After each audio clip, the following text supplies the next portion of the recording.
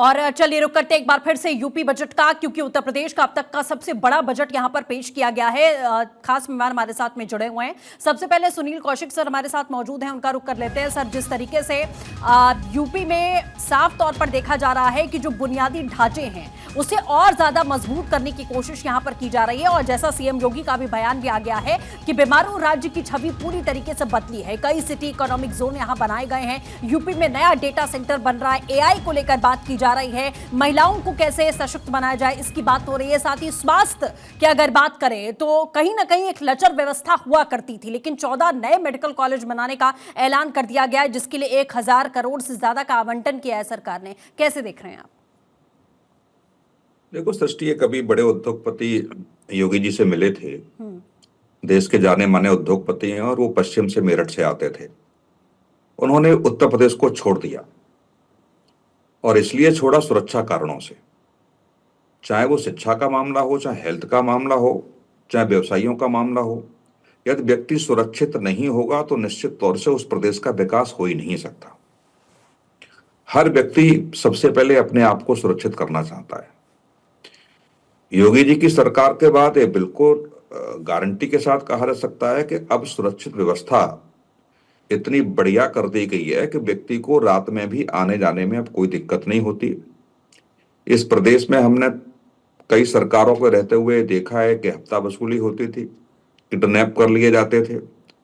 शाम को या तो लेट तक न पहुंचे तो निश्चित तौर से घर के सदस्यों में घबराहट होने लगती थी, कब व्यक्ति कहां से उठा लिया जाए, फिर फिरौती की मांग की जाए। तो कई बार हमने देखा है कि फिरौती की मांग पूरी नहीं होती थी तो उन्हीं की हत्या कर दी जाती थी जी।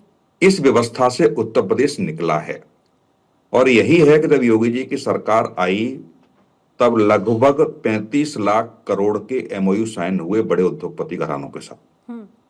और आज ये बड़ा सुन के मुझे अच्छा लगा। बिल्कुल विधानसभा में सुनील सर, जैसा आपने कहा कि एक बीमारू राज्य की छवि बदली है। संजय राणा जी, इसी पर मैं आगे कंटिन्यू करना चाहूंगी। जो सुनील जी ने भी कहा, सीएम का भी बयान आया है अभी कि एक बीमारू राज्य की छवि हुआ करती थी उत्तर प्रदेश की। लोग आने से डरते थे, इन्वेस्टमेंट करने से डरते थे, रात के अंधेरे में लड़कियां बाहर निकलने से डरती थी। ये सब कुछ एक तरीके से बदला है, और आज उसी का असर हम देख रहे हैं कि यूपी की छवि पूरी तरीके से बदल गई है। इस बजट, ये जो बजट है वो और उत्तर प्रदेश को कैसे अग्रसर करेगा? देखिए, ऐसा है कि उत्तर प्रदेश की बात की जाए, रात में बात की जाए, तो मैं अपनी बात करता हूँ, लड़कियों की तो बात ही नहीं करता हूँ। मैं नोएडा से, ग्रेटर नोएडा जब बॉम्बे से नहीं आया तो डर लग रहा था जाने में। ये बता रहा हूँ 2013 की बात है। सोचिए 2013 में आदमी नोएडा से ग्रेटर नोएडा जाने में डरता था कि रात में कहीं लुट ना जाए। लेकिन आज व्यवस्था देख ली, रात को 4 बजे हो चाहे दिन के 4 बजे हो, कोई फर्क नहीं पड़ता। और जहां तक बात हो रही है डेवलपमेंट की, देखिए बार बार उत्तर प्रदेश को हमेशा एक प्रोजेक्ट किया जाता है कि यहाँ पे बुलडोजर या धार्मिक चीजें होती हैं, मंदिर मस्जिद की बात होती है, ऐसा नहीं है।